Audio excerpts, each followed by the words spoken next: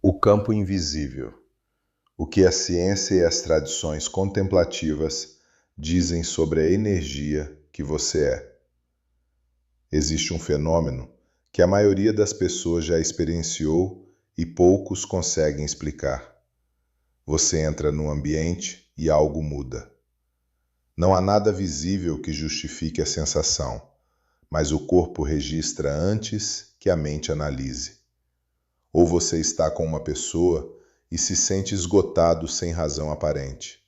Ou, ao contrário, sai de uma conversa com mais energia do que tinha antes de ela começar. Isso não é fantasia, não é sensibilidade excessiva. É percepção de algo real que a física já documentou e que as tradições contemplativas descreveram por milênios com vocabulários diferentes. Todo corpo vivo gera um campo eletromagnético. Isso não é metáfora nem espiritualidade, é fisiologia mensurável. A atividade elétrica do coração produz um campo que pode ser detectado à distância do corpo. O cérebro emite oscilações eletromagnéticas que os equipamentos de eletroencefalografia captam. As células se comunicam por sinais elétricos e químicos, que criam no conjunto um campo coerente ao redor do organismo. O Instituto HeartMath, nos Estados Unidos, dedicou décadas a estudar esse campo cardíaco e suas implicações. Uma das descobertas mais intrigantes é que o campo eletromagnético do coração é significativamente mais amplo e mais potente do que o do cérebro, e que esse campo muda de forma mensurável de acordo com os estados emocionais. Emoções como gratidão, cuidado e apreciação produzem padrões coerentes e ordenados. Emoções como ansiedade, raiva e medo produzem padrões incoerentes e caóticos. Isso tem consequências que vão além do bem-estar subjetivo. Quando o campo cardíaco está coerente, o sistema nervoso autônomo se regula com mais eficiência. A resposta ao estresse se modula. A tomada de decisão melhora. A percepção fica mais clara. Não estou falando de experiências espirituais. Estou falando de fisiologia documentada. As tradições contemplativas chegaram a observações semelhantes por caminhos completamente diferentes. O conceito de prana, no sistema yoga indiano, descreve uma energia vital que circula pelo corpo através de canais chamados nadis. O Qi, ou Qi, nas tradições chinesas e japonesas, é uma força que permeia todo o organismo e que pode ser cultivada, direcionada ou bloqueada. O conceito de ruach, no hebraico antigo, que significa ao mesmo tempo vento, espírito e alento, aponta para a mesma intuição. Existe algo que anima o corpo que não se reduz à matéria física. Não estou dizendo que esses conceitos são equivalentes ao campo eletromagnético documentado pela ciência. Seria impreciso e intelectualmente desonesto. Mas estou dizendo que diferentes tradições, sem comunicação entre si, convergem para a percepção de que o corpo humano é mais do que sua anatomia visível, e que esse mais pode ser cultivado ou negligenciado. O que interessa aqui não é a discussão ontológica sobre a natureza última dessa energia, mas o que é possível fazer com essa percepção de forma prática e verificável. Comecemos pela respiração, porque é o ponto de entrada mais acessível e mais documentado.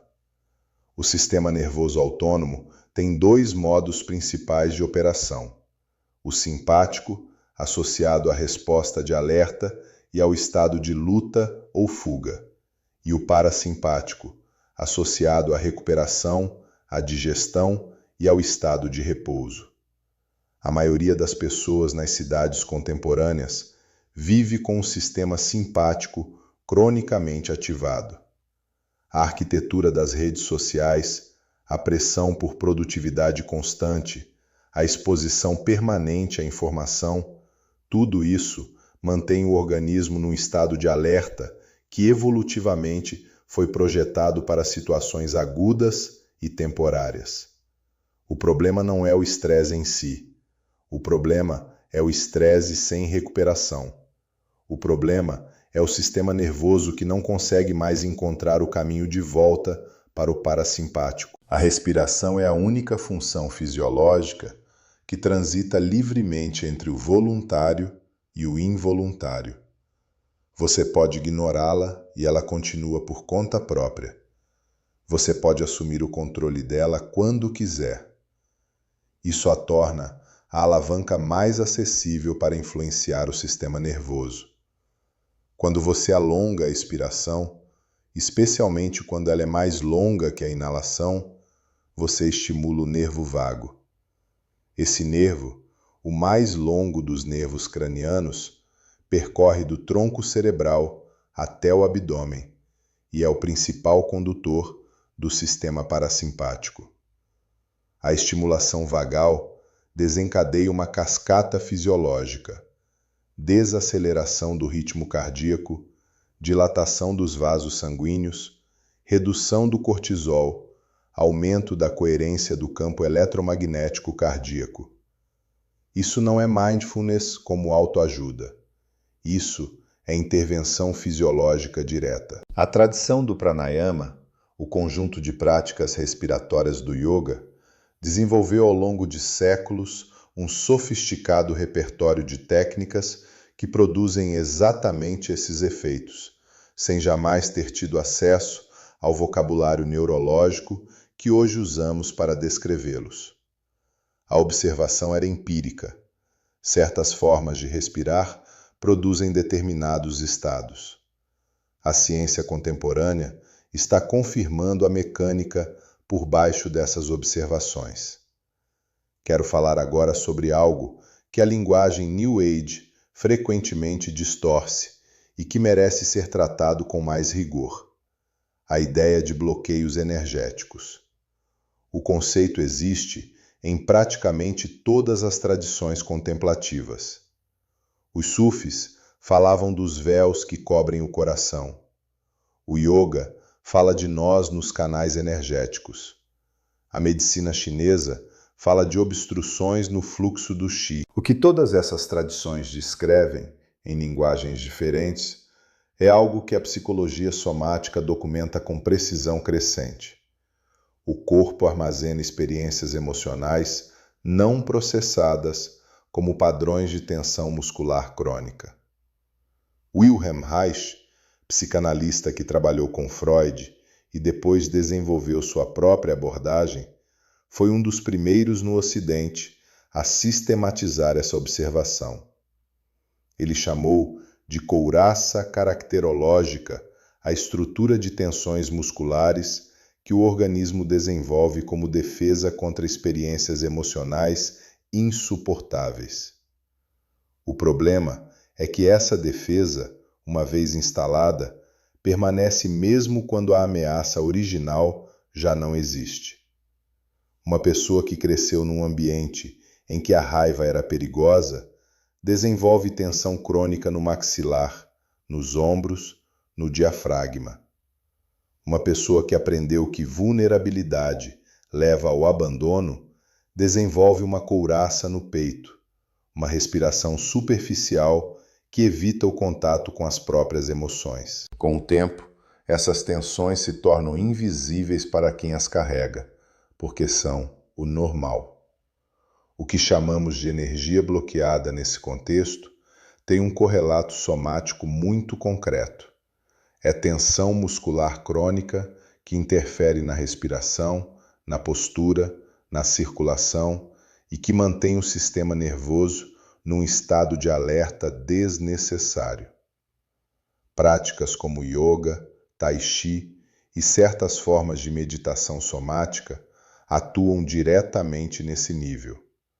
Não como técnicas místicas, mas como formas de reintroduzir mobilidade e atenção consciente em regiões do corpo que foram progressivamente abandonadas. O Tai Chi, que os ocidentais frequentemente subestimam por seus movimentos lentos e aparentemente suaves, é na verdade um sistema extraordinariamente sofisticado de regulação do sistema nervoso. A atenção que requer, a coordenação precisa dos movimentos com a respiração, a necessidade de estar completamente presente no corpo para executar as sequências corretamente, tudo isso cria condições para que o sistema nervoso encontre coerência.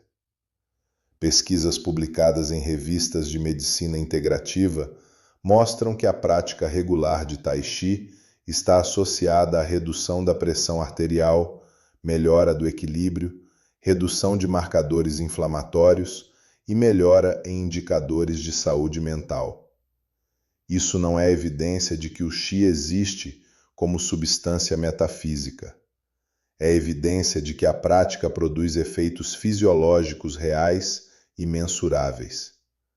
A distinção importa porque ela determina o nível de seriedade com que você pode abordar essas práticas. Se você as trata como misticismo, como um mundo paralelo de crenças que existem fora da realidade ordinária, você as mantém num compartimento separado. Algo que você faz quando está em busca de sensações espirituais, mas que não tem relação com a sua saúde real, suas relações reais, suas decisões reais. Se você as trata como o que são, tecnologias desenvolvidas por observação empírica para regular o sistema nervoso, trabalhar com o inconsciente somático e cultivar estados de presença, você pode integrá-las com o mesmo tipo de comprometimento que dá a qualquer outra prática que produz resultados verificáveis. Quero introduzir aqui uma perspectiva que raramente aparece nessas discussões e que considero essencial para evitar que o tema da energia se torne mais uma forma de fuga sofisticada. Existe uma distinção importante entre o trabalho com energia como expansão da consciência e como contração narcísica. A versão expansiva reconhece que somos parte de um sistema interconectado, que o que acontece dentro de cada pessoa tem consequências para além dela. A versão contrativa usa o vocabulário energético para criar uma bolha de proteção, uma razão para se isolar das experiências difíceis, das relações que perturbam, das responsabilidades que pesam. A segunda versão, que infelizmente domina muito do que circula na internet, com a etiqueta de espiritualidade ou energia, está na direção oposta do que as tradições sérias ensinaram. Marco Aurélio, que praticava o que chamamos hoje de meditação de forma disciplinada, não usava essa prática para se proteger do mundo. Usava para se tornar mais capaz de servir ao mundo, para ser um líder mais justo, uma presença mais consistente, uma mente menos reativa nas decisões que afetavam milhões de pessoas. A prática interior era a fundação da ação exterior, não uma alternativa a ela. O Tai Chi não foi desenvolvido para criar estados de paz interior, divorciados da realidade. Nasceu como arte marcial, como uma disciplina que tornava o praticante mais eficaz no encontro com a resistência, mais capaz de encontrar o caminho de menor resistência sem perder o equilíbrio. A metáfora é precisa. Não se trata de evitar o conflito, mas de aprender a se mover através dele sem se rigidificar. Isso muda substancialmente o que significa trabalhar com a própria energia. Não é uma prática de autoproteção. É uma prática de capacitação para o encontro mais pleno com a vida, incluindo suas partes mais difíceis. Quando você cultiva presença, coerência, a capacidade de permanecer centrado sob pressão, você não está criando uma barreira entre você e o mundo. está desenvolvendo a capacidade de estar completamente no mundo sem ser dissolvido por ele. Essa distinção importa, porque o critério para avaliar se uma prática está servindo ao seu desenvolvimento real não é se você se sente bem durante ela, é se você está mais capaz de funcionar com integridade nas situações reais da sua vida, nas conversas difíceis, nas decisões incertas, nas relações que exigem de você. Quero abordar agora o tema da atenção e de para onde ela vai, porque é aqui que a maioria das pessoas perde a dimensão prática do que estamos discutindo.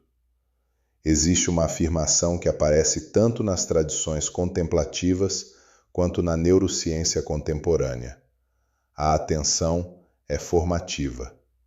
O que você observa com consistência muda. Isso funciona em 2 níveis. No nível neurológico, a atenção repetida fortalece as conexões sinápticas associadas ao objeto da atenção. O que você pratica fica mais acessível, mais automático, mais central na forma como você processa a experiência. Isso é o que os neurocientistas chamam de neuroplasticidade dependente de atividade. No nível emocional, o estado afetivo que você habita com mais frequência torna-se sua linha de base. Se você passa a maioria do dia no estado de vigilância, comparação e insatisfação, esse estado se torna o fundo a partir do qual você percebe tudo. Se você cultiva estados de gratidão, curiosidade e presença, esses estados se tornam o fundo. Isso não é pensamento positivo no sentido ingênuo de negar o que é difícil. É o reconhecimento de que o estado a partir do qual você percebe determina o que você percebe, e que esse estado é, em grau significativo, uma questão de prática deliberada. A meditação, nesse sentido, não é um exercício espiritual opcional para pessoas interessadas em espiritualidade. É treinamento do sistema de atenção. É a prática deliberada de notar quando a mente foi sequestrada por um padrão automático e de retornar à percepção do momento presente. Repetido milhares de vezes, isso muda estruturalmente a forma como o cérebro processa a experiência. Estudos de neuroimagem com meditadores de longa data mostram alterações mensuráveis em regiões associadas à regulação emocional, à atenção sustentada e à autoconsciência. O que é notável nesses estudos não é apenas que a prática produz efeitos, mas que esses efeitos são estruturais, não apenas funcionais. A prática muda o órgão. Aqui preciso dizer algo sobre o que essas práticas não são, porque a distorção nessa área é considerável. Elas não são métodos para eliminar experiências negativas. A ideia de que a prática meditativa ou o trabalho energético corretos vão resultar numa vida sem ansiedade, sem dor, sem conflito, é uma fantasia que a tradição contemplativa genuína nunca sustentou. O que as tradições mais sérias propõem não é a eliminação do sofrimento, mas uma relação diferente com ele. A capacidade de estar com o difícil sem ser destruído por ele. A diferença entre ser arrastado pela correnteza e conseguir nadar nela. Jung dizia que a neurose é sempre um substituto para o sofrimento legítimo. Criamos mecanismos de defesa para não sentir o que é difícil de sentir. E esses mecanismos, que custam energia considerável para serem mantidos, tornam-se eles próprios fontes de sofrimento mais insidioso, porque são invisíveis. O trabalho com a energia, com o corpo, com a atenção, quando feito com seriedade, não é uma fuga do sofrimento. É um treinamento da capacidade de permanecer presente com o que é, incluindo o que é difícil, sem a necessidade de anestesiar ou distorcer. isso muda algo fundamental. Quando você para de gastar energia evitando o que é inevitável, essa energia fica disponível para outra coisa, para a presença real nas relações, para a criatividade, para a clareza nas decisões, para a capacidade de perceber o que está acontecendo de fato, em vez do que o medo está projetando. Não é pouco. É talvez a forma mais concreta de transformação que essas práticas oferecem. O campo que você é não é fixo. Ele responde ao que você pratica. E você pratica algo o tempo todo, quer saiba ou não. A questão não é se você vai cultivar um campo, é qual campo você está cultivando. Cada respiração que você toma agora é uma escolha, mesmo que não pareça. Cada momento de atenção que você dirige para dentro, em vez de para o próximo estímulo externo, é uma escolha. Cada vez que você nota que estava no automático e decide ser diferente, é uma escolha. Não é glamuroso, não tem a estética das redes sociais, mas é o trabalho real.